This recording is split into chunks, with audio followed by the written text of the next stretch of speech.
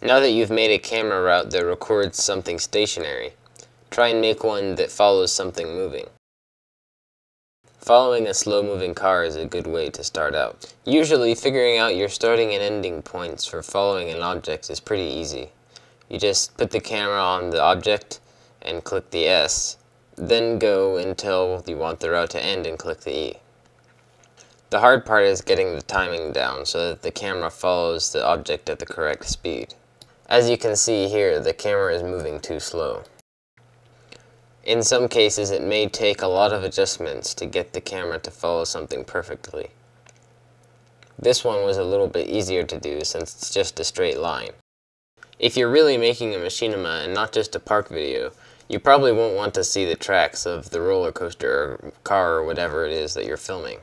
So to remove the tracks, go to Files and Options, then Game Options. Then click on Graphics Settings. The option that will make the track disappear is under Draw Distance. The column at the left tells you what the bars at the right will affect. We are interested in making the track disappear, so drag the corresponding bar under the Draw Distance column to 0.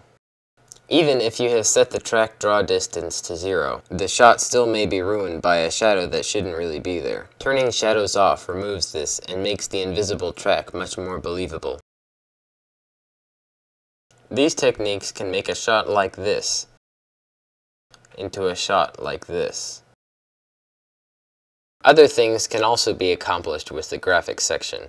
For instance, removing people from a shot, removing paths and their supports from a shot, and removing scenery such as the park entrance and fireworks mortars. Removing objects in this way is very different from deleting them. They can still affect the game environment. Sometimes this can be very useful, especially with fireworks mortars. The reason fireworks mortars are especially useful is because they're particle emitters and can be used to produce special effects for machinima.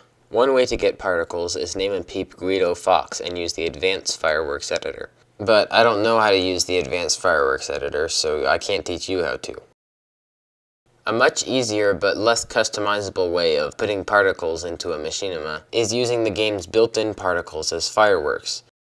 How can you do that, you might ask? Well, every particle in the game is saved as a fireworks file, and by moving those fireworks files to your fireworks folder, you can use them in-game as a firework. Your new selection of particles will look something like this on the left. Once you have your mortars placed and your particles timed the way you want, turn off shadows and set the draw distance for scenery to 0. Now it doesn't look like your particles are coming out of a mortar.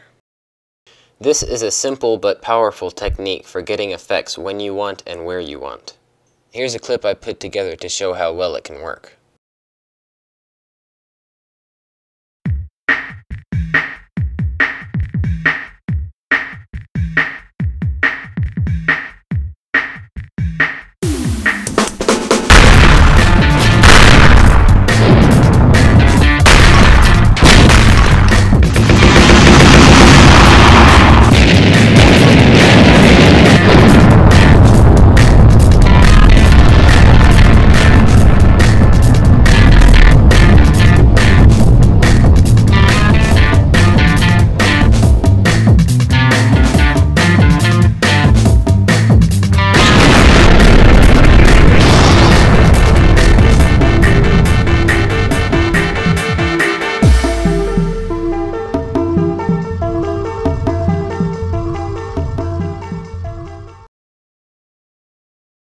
Now there's just a couple more things I want to tell you about the graphics settings. First off, the bloom checkbox controls whether or not objects give off a radiant glow, so just be aware that you can switch that option on and off.